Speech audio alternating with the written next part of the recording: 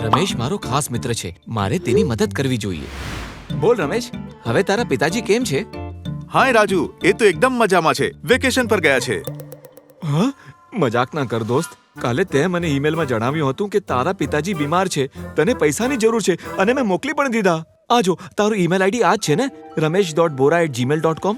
પણ મારું email ID તો છે ramesh.bora@gmail.com. કોઈએ તને છેતર્યો છે. ઓહ, કાશ મેં પૈસા મોકલતા પહેલા રમેશને કોલ કરી તપાસ કરી હોત.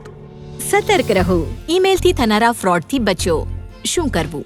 પ્રાપ્ત ઈમેલના આધાર પર કોઈ પણ પૈસા ચૂકવતા પહેલા વ્યક્તિ અને તેના ઈમેલ આઈડીની તપાસ કરો.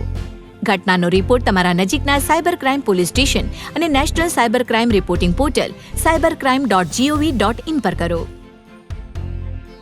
શું ના કરવું? કોઈ પણ ઈમેલ કે સમાન દેખાતા ઈમેલ આઈડીથી વિનંતી મળવા પર ચૂકવણી ન કરો.